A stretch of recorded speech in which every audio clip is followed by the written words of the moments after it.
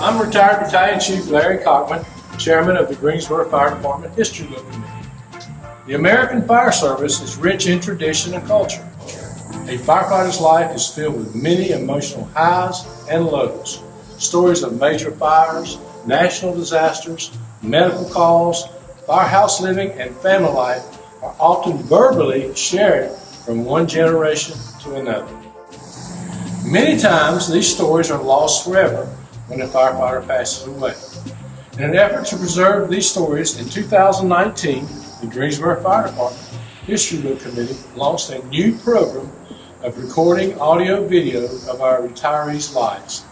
These stories will be shared on our website, gfhbc.org. In 2020, we did not record because of the COVID-19 pandemic. Please listen as these firefighters share their life experiences with all of us. Okay, my full name is Bradley Curtis Cox, but that's only if you meet me through my family. Otherwise, on the fire department for 30 years, I was Brad. I'm 68 years old, was on the department from 75 to 2004, and I retired as a deputy chief. Yeah, I was born and raised in Greensboro. Matter of fact, the roots go deep into the Mill Village. Mom and Dad both grew up in the Mill Village. Dad right beside the Revolution Mill, and my mother in the White Oak area. So, yeah, I'm a descendant of lint heads. Did some time myself in the mills, during the summertime. I actually had two relatives on the fire department. One when I came on, and that was Jerry Cox. Jerry was pretty instrumental in me getting on. I wanted to be a cop, and I actually contemplated going up and putting in an application for about a year. When I finally did go, I found out I was colorblind. They tried to get me through the test 3 times. Back in those days, you walked in the front door, there was a lieutenant sat in the office to the left. Sat down with him for a few minutes, and I was heartbroken. I mean, it really did. It broke my heart because it'd taken me a long time to come to that conclusion. That night, Jerry and his wife happened to be visiting my parents. And I was going to school during the day and working as a security guard at night. So Jerry calls me at the place I was a security guard at. I actually had a phone there. He said, "Have you ever thought about the fire department?" It had never crossed my mind. So I applied, based upon his advice. And then later on, after I'd been on some years, Bill Brown came on, who's my brother-in-law. So I've had 2 relatives on through the years. I was still in college trying to figure out what I wanted to do. I've always envied those kids that walked out of high school knowing exactly what they wanted to do in college. I went to college to play ball. And after that didn't pan out, dropped out of a 4-year school, which was Appalachian State, and was just taking some classes in a local community college. And like I say, trying to figure out what I wanted to do. And the police department had been on my mind, and that didn't pan out, so a little bit of advice from a close friend, a good relative, and I wound up in the fire department. Very fortunate. Jobs were tight in 75. There was 500 of us that applied for 16 jobs, and I was extremely lucky. The process was you went to the Employment Security Commission. We took a series of written tests, mostly to determine mechanical skills. And then we did some dexterity testing. And then from that point on, I think there was an interview with Chief Kent, who was acting training supervisor at that time, Chief Osborne. I think he'd had a heart attack, and I don't think he ever returned. And Kent interviewed us. We did a few exercises, a few things out on the drill ground, and then I can't remember how much longer. It was an interview with Chief Powell, who was deputy chief at that time, and then a determination was made, and that's how I was hired. The reason they hired us was they were getting ready to open Station 15 out on Vandalia Road. So they hired the 16, and I didn't know it at the time, but the attrition rate in training was about 15 or 20%. So they had figured that in. training was, it was very unique the first few weeks. I think all of us had this reverence toward the fire service. You're hesitant to do things. The trucks, the equipment, all that. You'd seen this stuff on television, but to actually start being expected to work with it and do the job and touch those things, it was a little surreal at first. But Chief Kent brought you back to reality real quick. Matter of fact, it was Chief Kent, and they brought at that time Captain Hilliard from Truck 4 out there to work with him to send us to the recruit training. So it was Captain Hilliard and Chief Kent, and they both were intimately involved day in and day out. In those days, when you were hired, you were required to drive straight drive transmission. We went through training for 9 or 10 weeks, and then we were done. But the department was getting ready to test hose. So they decided to keep us out there to test hose for the entire department. They sent someone, and Larry Borders up to Central Station to get the old international pickup. Well, little did we know, and whoever was with Larry, I can't remember, they realized Larry couldn't drive straight drive. He almost drove it down that coal chute. It was at old Central Station, jumping it out of the garage. So we taught Larry how to drive a straight drive vehicle, hose testing. He would drive, we'd make him drive the pickup around the drill ground, and we'd pick the hose up and load it in the back. And that's how Larry learned how to drive a straight drive. I don't know if Kent and Chief Hilliard ever caught wind of that, but up until that point, Larry could drive a straight drive. Exactly when. I remember when we finally graduated, finally left, you felt like you could eat nails. There were some guys in the class that had been through boot camp, had been in the military. They equated to, they used to tell us, they said, the only difference between this and boot camp is they let you go home in the evenings and on the weekends.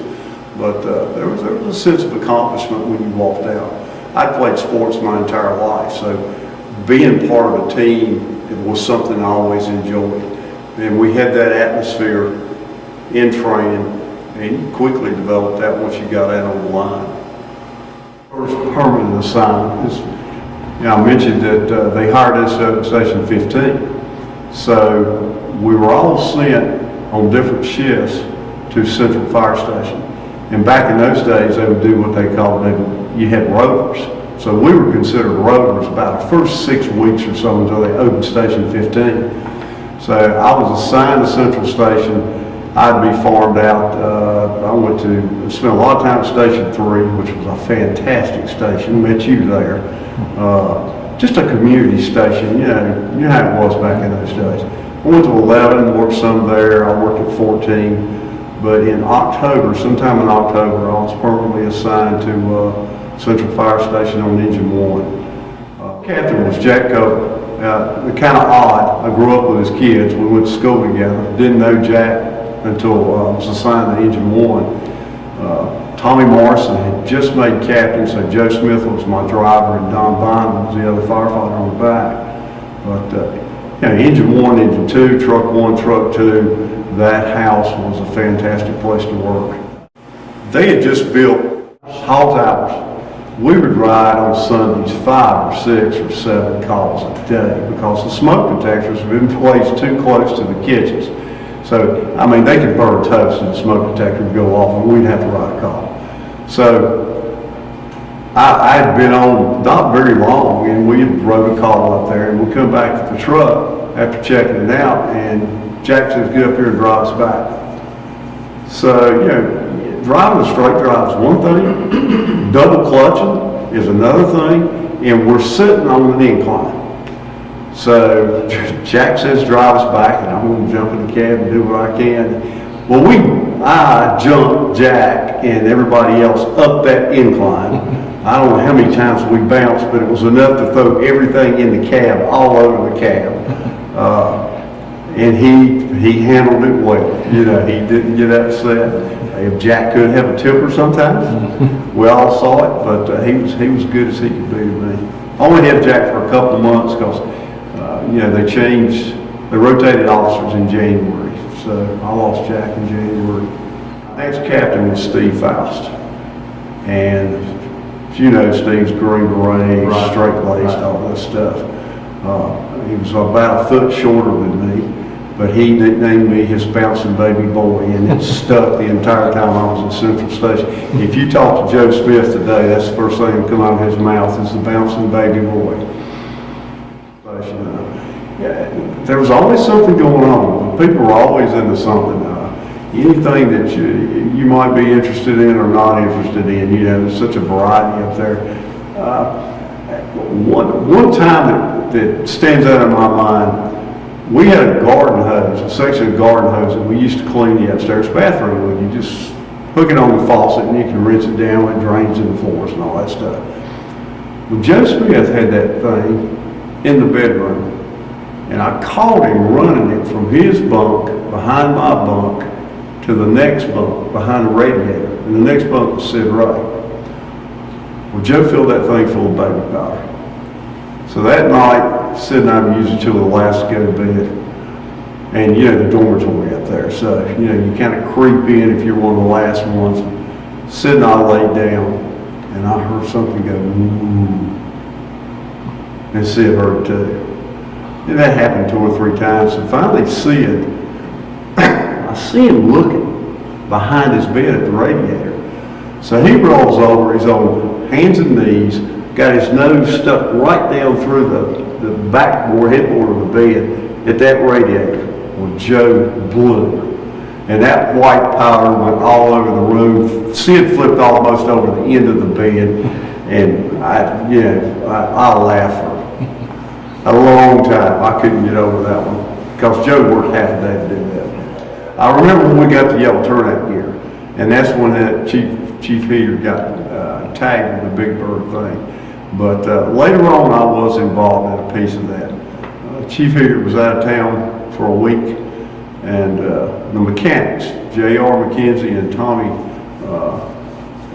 wanted to get in his office. And at that time, I was over operations, and Clarence was one of the assistant chiefs downstairs that reported to me. And I made a mistake of letting them in. I knew what they wanted to do, so they hung these huge, yellow ostrich feathers, several other things in there. I think they even might have had a dog, Big Bird, in there. So when Clarence came back and he went in his office, needless to say, he was not very happy. And I took quite a ton of lashing because I owned up to it and admitted that I let him in his office. But it was a good prank, I thought. As far as cooking goes, I sucked. I was awful. I was very fortunate in that I was always at a 4-company station or a 2-company station, and you were paired up to cook. At Central, we cooked by company. So we had some good cooks. So what I would do, I did a lot of meal prep. I'd cut the vegetables up and do this and do that, but I was not a cook, so to speak. Then when I went to Station 7, I was paired with Bobby Shane, and Bobby could cook. So there was very few times I actually had to make a meal myself.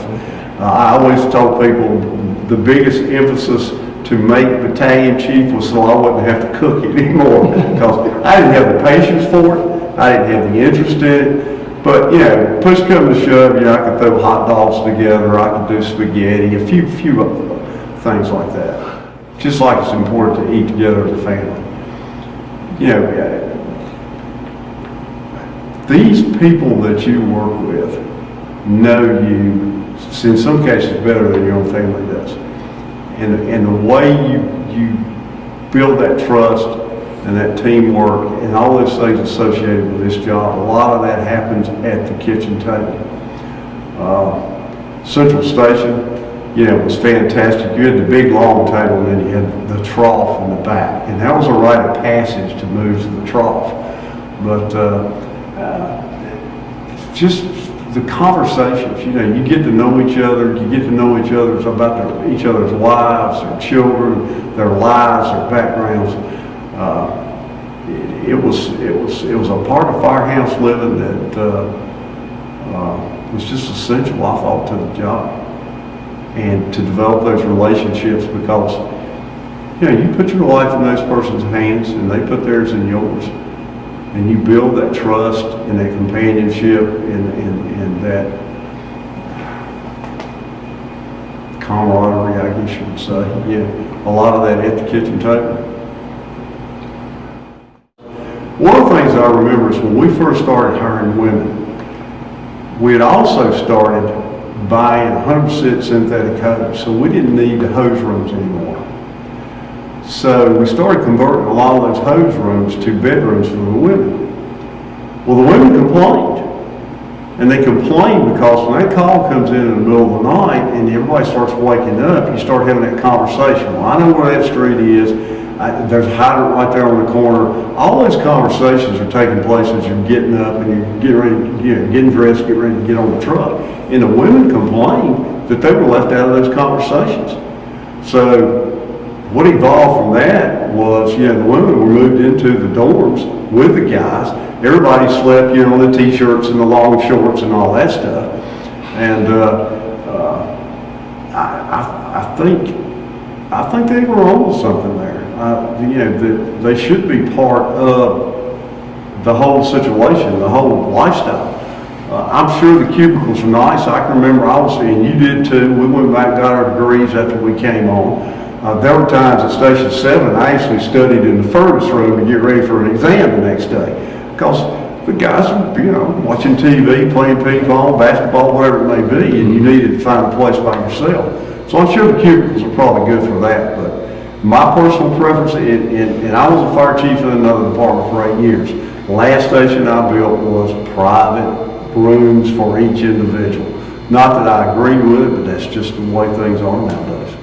Off, you went in, you did the normal routine, you made your beds, you changed, you checked your trucks out. But and most of the stations I worked at, we always had Sunday school. Somebody would come in, from outside and teach Sunday school. So I always participated in that.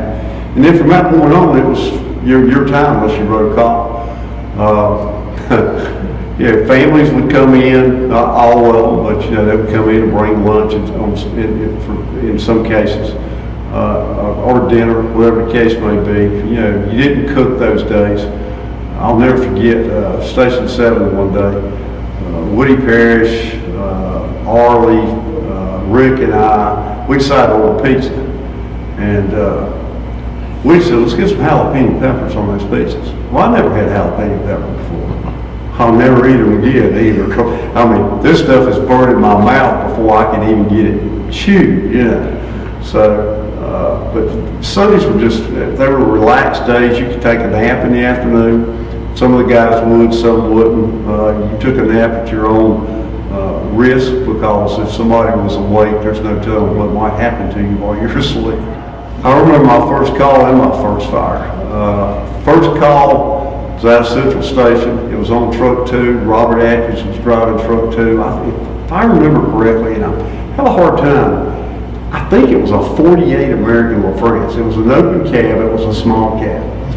And I have never experienced a ride like that in my life. He could drive that truck. And we rode somewhere down in Irving Park, false alarm. Ended up coming back, and we made it all the way there. First fire of any consequence, I was at Station 3, and the lint hole came in the middle of the night, and I'd never been to the lint hole. And Sid Ray and I were on the back of Engine 3, 2 rookies. We hadn't been on 2 months. Bill Long was the captain, and Bobby Shane was the driver. And we went down to the lint hole, and Truck 7, Truck 4, Engine 7 were there. And you go down this long flight of steps, and you're underneath there, and there's water up to about your knees, there's lint all over the place, and it's burning here and there. We first went down, we followed Engine 7 and Truck 4, these guys in the vets, they know what's going on, so we go down, we don't have air packs on. So long as we were down there, the worse it got, the smoke. So they pulled us out and told us to put air packs on. So by that time, I think most of us were suffering from smoke poisoning. So we'd go back down. When we get back down, I get a nozzle. I'm pulling that thing around, and the more I pull her in, the sicker I get. So finally to the point, I feel it coming. And before I could get my face piece off, I've thrown up at it. So here I am, 2 months on, I'm a rookie. I've thrown up in my face piece.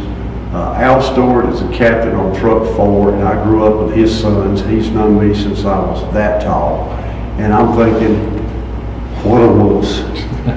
So Al and someone else is helping me up the steps, one under each arm. We get to the top of the steps, and Bobby Shane says, there's O2 right over there. Well, when I look over there, there's not only one under each arm of Sid Ray, there's one under each leg. So I'm feeling much better about myself because Sid's in worse shape than I am. But I just got too much smoke and learned a valuable lesson that day. You don't always follow the vets, they may take you the wrong way. 3 calls stand out in my mind. Very first call that I think any of the squad's got. I know it was one of the very first. It was Steve Fowler and I. We wrote a CPR, and the guy survived. And you heard all these stories. It's only effective so many times, and but he survived. The second one was elderly lady, middle of the night, lived by herself, late 70s, early 80s. She was conscious, but they wanted me to ride in the back, just in case she cut in. Well, you're riding back there, you're not doing CPR or anything, so there's really nothing to do. But got to looking at her, and I could tell she was scared to death. So I held her hand, and she held mine back. And we rode all the way to the hospital that way. And got to the ER, backed in, pulled the card out, or the stretcher out. When the wheels hit the ground, she cut it. And she didn't make it. And I always think of all the things I did through the years, she had somebody with her when she left here. That I hope it meant something to her. Sure it did. Yeah, the other call was right before I came off the squad, right before I got promoted. It was good timing for me to get promoted at that point. 16-year-old driver, 15-year-old passenger, and they went to McDonald's one Sunday afternoon. Just a 16-year-old on the drive. And it had rained just a little bit, and we hadn't had rain in a long time. The roads were, how slick they can get from the gas and the oil. And the kid pulled out, and we had plenty of eyewitnesses said he was not speeding, but he hydroplaned across the road, wrapped it around a telephone pole on the passenger side. And Rick and I got there in the EMS, and we had to cut them out. And so for several minutes there, the 15-year-old was laying in the 16-year-old's lap. The 15-year-old was dead. And the 16-year-old, that's the only time I think I've ever seen true emotional shock. Because he couldn't get away from that kid. That kid was laying in his lap. And I've often thought about him through the years,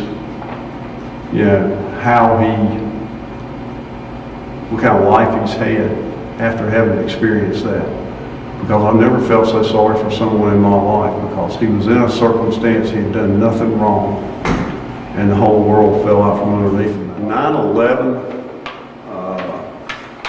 I think had a lot of positive effects on the fire service. Up until that point, I think the fire service was looked at as a necessary evil. A lot of people were under the impression, and you probably got asked this question just like I did, I bet y'all have some good checker players there. Because people were under the impression that all you did was sit around and wait for a fire to come in, which was, 100 miles from the truth. But people saw the fire service in a different light in the sacrifice that those guys made that day.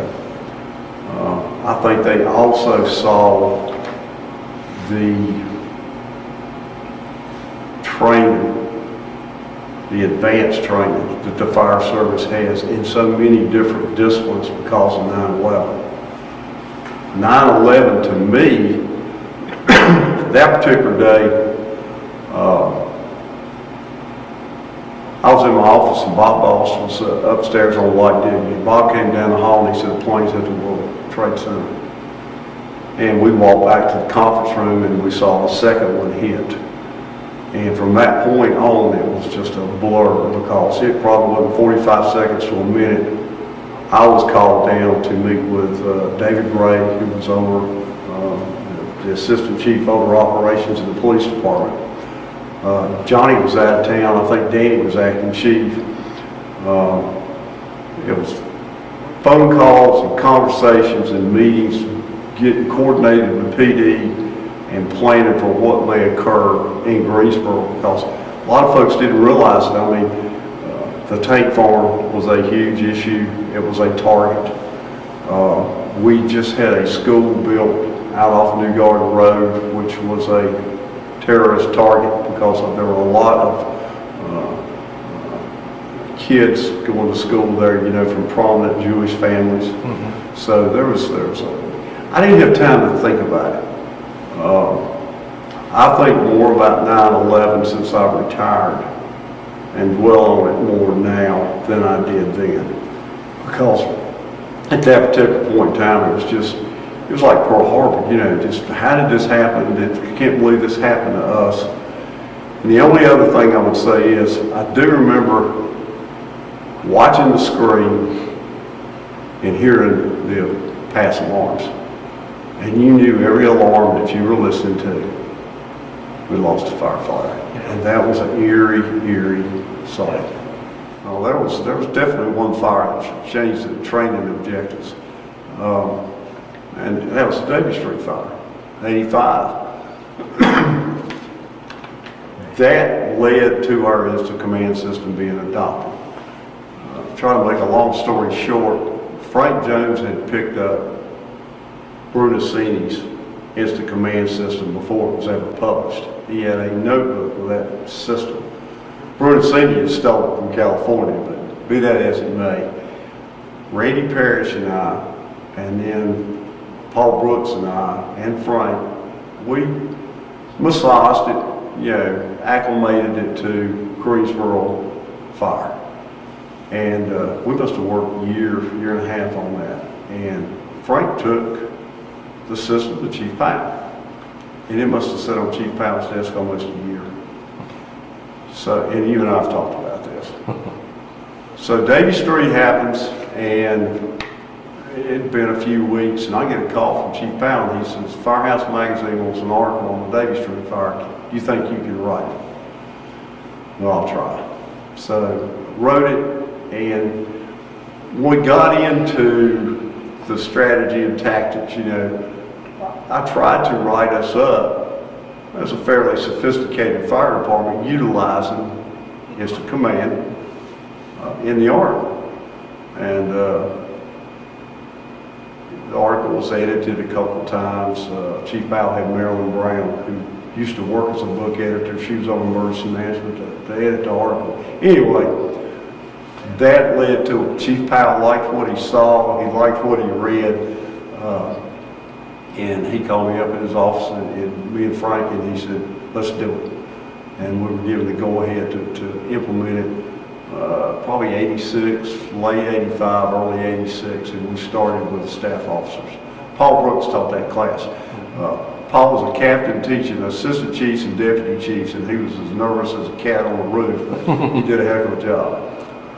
As far as mentors go, and you know, we've all been given these questions before we come in here for the interview. If I name one, I could name 200. There's so many people, so many guys that influenced my career. I'm sitting here talking to one right now. I remember the first conversation you and I and Sid had in the boot room at Station 3. So I can't, so many guys that I've seen their interviews so far that influenced my career, that influenced some so many pieces of it, so many parts of it. If I name one, if I try to name them all, I'm gonna leave somebody out and I'm not gonna feel good about it. So I can name one that I spent the most time with and probably had the most influence on me as a chief of a department later on, and that was Frank Jones. Frank had a motto that I always loved. When we work hard, and when we play hard, and there's time for both. And that was what I enjoyed about going to work under Frank Jones every day. You put in some hard, long hours, but you always had a good time doing it. Proudest moments on the fire department, I've got two. 1991, we got a Class 1. The prior administration had told us we would never be a Class 1, we can never afford it. Jones made chief, I think, in 87 or 88, and he turned a group of young whippersnappers loose, and we started working towards a Class 1. And there was quite a few of us, but we believed we could be a Class 1. You fast forward 3 years, and all of a sudden we are one of 13 in the United States. We're the only one in North Carolina. Up until that point, I think there was a lot of us that knew we were a great fire department, but all you heard about was Charlotte, and you heard about Raleigh, and you heard about Phoenix, but all of a sudden, Greensboro was a Class 1, and not by just a little bit, by a pretty good margin. Fast forward 6 years, and we're accredited. One of the first 5 in the United States. We were a beta site for that accreditation process, and I will never forget the last meeting we had with the assessors. They sat down with us after their review of us for 3 or 4 days, and they said, this fire department is a stallion running at full gallop, and you guys have got to learn how to slow it down for the long haul. Well, that made us feel very good. And then you fast forward, a year or two, whatever it was, and we're one of the first 5 in the United States to be accredited, and we're the only one of that 5 that is a Class 1 and accredited. I tell you where the Greensboro Fire Department today came from. Paul Brooks and David Spears carried that ball as far as accreditation went. They went to Chicago, they took the classes, they brought it back, and they introduced it in the department, and we all went to work. And I was lucky enough to go to Dallas. It was David and Paul and Ray Flowers and I when we got that. And we were on pins and needles because David and I were walking around the convention center while they were in there getting grilled, and we were talking guys from Tucson and some of these other places were up, and it was nerve-wracking, but to gain that distinction, I mean, you're one of the best in the world. But when I do it all over again in a heartbeat, what's that old saying? If you do something you enjoy, you'll never work a day in your life. And I'm not saying it was all roses all the way through, but I can't think of anything else that I would have rather done with my life and my career. I trained a couple of females, Terry Wallace, Mitzi Rice. The only female that I ever worked with was Dee Staley, and that was actually after Dee became a staff officer. But never worked in a fire station, with even female firefighters. A successful firefighter. If you'd asked me that 35, 40 years ago to give you one answer today, I'll give you another one. Winston Churchill said that making a living is about what you get. Making a life is about what you give. I look at the people that do this job, and they give so much.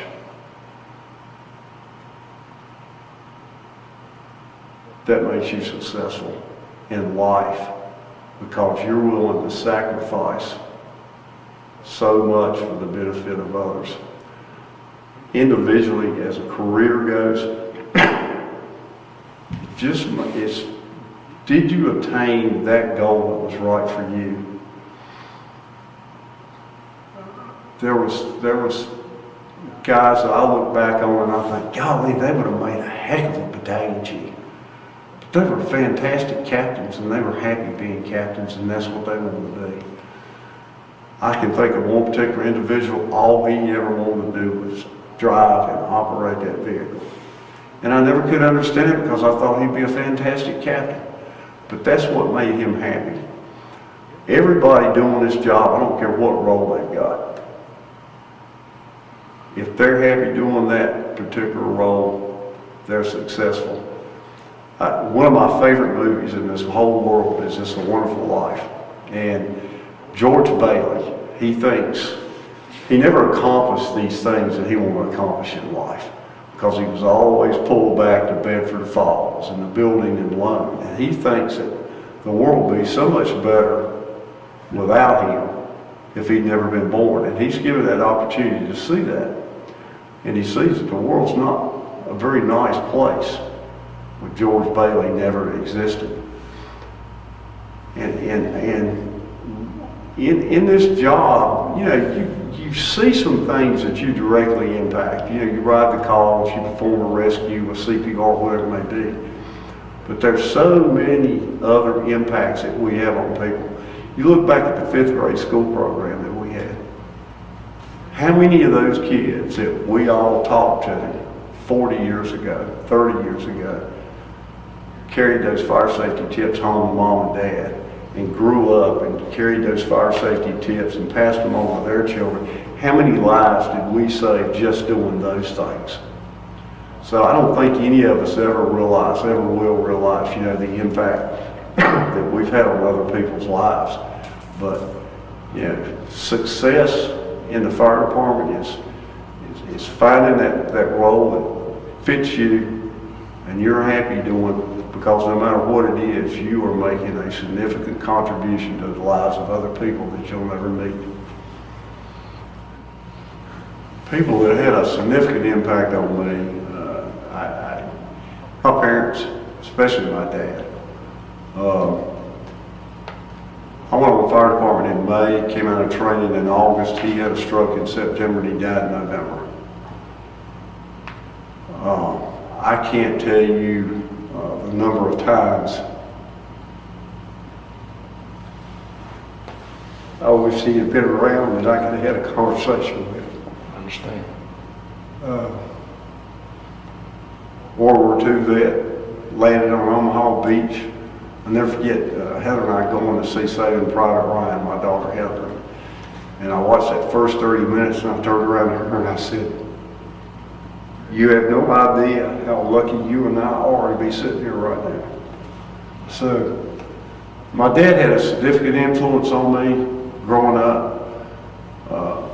I think that influence would have changed a lot of paths and directions I took in my life after he passed away.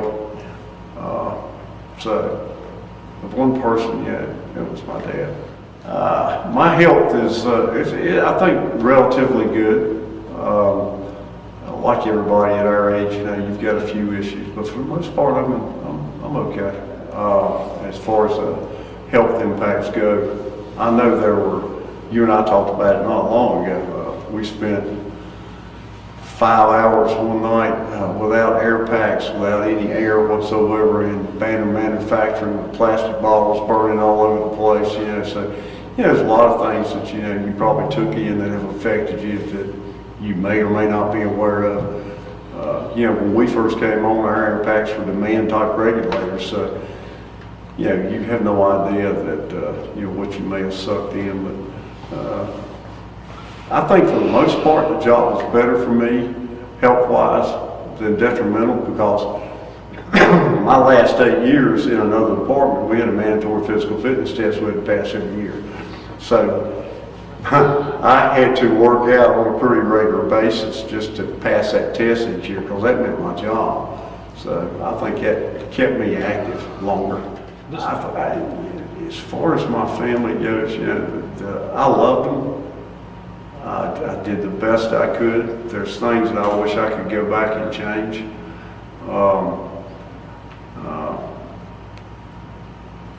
I was saved when I was 10 years old. left I don't know if you say you leave your faith or you just didn't practice your faith or you just ignored your faith. But bringing my kids up, I didn't bring them up in the church. I wished I had, because as I've gotten older, and fortunately God has let me live long enough to be this age, I see His hand in so many things. And I wished I had raised my kids that way. And one of the things that I spend a great deal of time on now is my walk in the Word and imparting those lessons that I have learned, not just to my children, but to my grandchildren. I found a passage just several years ago, Proverbs 16:9, man plans his way, but the Lord directs his steps. So we can all talk about those individual goals and objectives that we may have. Well, you may reach them, you may not, but it's not your decision. You can think you're in control, but you're not. And the paths that I took in certain situations were not the right paths, and somebody directed me in a different direction.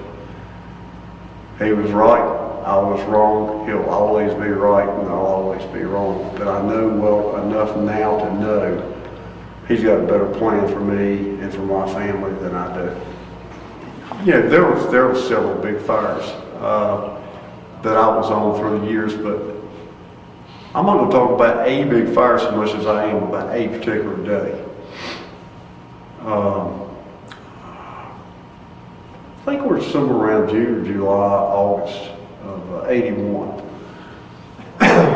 Rick and I were on the squad, and Joe, his son's got an all-star tryout down at Latham Park. So we're going to go down there and watch on the pretense we were going to get some gas. Cap's already didn't care. He was fine. As we're going down there, a call comes into the Carolina Theater. So Rick and I decide, if there's anything to this, they're going to be calling a second, possibly a third alarm. So we decide we're going to orbit downtown Greensboro with the squad. And we no sooner got close, and they called a second alarm in full, working fire. We were down there,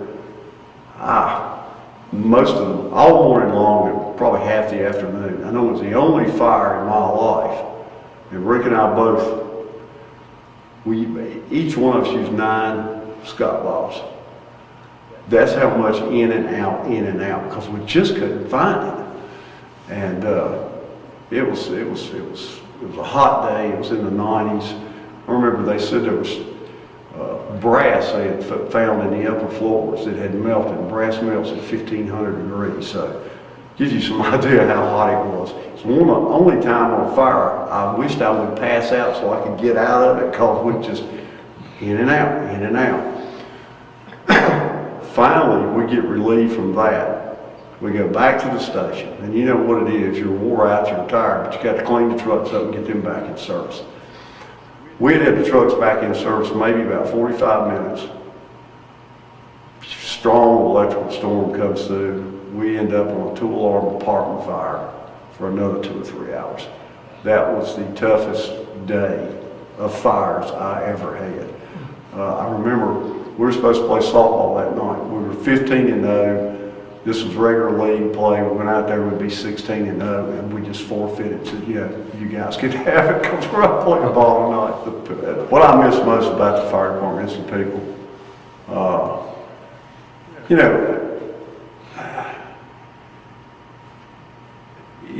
And I'll say this about any fire department, the collection of people that you have, they can do anything. They could run any business, they could run any company. I don't care if it's technology or computers or flying airplanes or whatever the case might be. Those talents are there. But to bring that group of people together, somehow they come together, and sacrifice those other things, to serve humankind. It's very rare, but it's the people. I mean, just fantastic people from all walks of life, from all kinds of backgrounds, and you come together and you develop that bond around that occupation, that calling, if you will. I don't know if it's to most of us, it's never a job. It never was a job. It's a calling. It's just something inside of us. I used to say it's something inside our DNA that just makes us want to do that job. In the 80s, we went through a big growth. The city annexed, I can't remember, but several square miles of northwest Guilford County. We opened Station 18, Station 19, and 17. 17, yeah. So, I think Paul and I, we had a recruit class back to back to back. We had, I'm trying to remember the dates. 84, we had a huge recruit class, I think it was 30 or 31. No sooner finished that class, we turned around and had another class of 12. And then as soon as we finished that class, we had a class of close to 30 again, and that was to fill the slots in those 3 stations. We even were so, needing to make the personnel so bad, I know with 2 of the classes, I think it was 2 of them, we were doing 6 8-hour days to get them out a little bit quicker. So yeah, we had a big growth due to that annexation, and yeah, those stations actually started out. I think 19 started out in a mobile home, 18 and 17 started out in houses with apparatus built on the side of it. And walk out the door on week 16 or 18. The transition was the most satisfaction I ever had in the job. As far as a special message goes, you know, with my kids and my grandkids, I'll do that some other time, because every recruit class I ever had, and I trained 5 or 6, I was hard on them. I was hard on them because when they walked out of that door, I wanted them to be able to do the job from day one. I look back on those guys. There's one of them sitting right there. I loved them. They were my kids. Did I practice tough love on them? Yeah. But I hope they realized and noticed as they got closer and closer to graduation day, I started easing off on them because I saw the growth, and I saw that they were getting prepared, and then they finally were prepared to go out there and do that job. But sometimes I look back and I think, you know, was I too hard on them today? I went crazy about my training supervisor. Yeah, and I don't, it would bother me if they had hard feelings towards me, because I did love them, and I felt like they were my children. And one of the greatest pleasures that I've had through the years is seeing them grow and develop and go to the different positions that they went to and the jobs that they did. Because I was a training officer with Randy Parrish and a training officer with Paul Brooks. And I think we picked great people, we graduated great people, and they went on to do great things. And if there's any individual accomplishment that I'm most proud of, it's being a training officer. If I could go back and do it all over again, I would have probably never left training, because that was the best job I ever had. Seeing a group of people walk in the door on day one and walk out the door on week 16 or 18, the transition was the most satisfaction I ever had in the job. In closing, the Greensboro Firefighters History Book Committee hopes you have gained a greater insight into the dangers, the challenges, and emotional events that have influenced and shaped the American firefighter.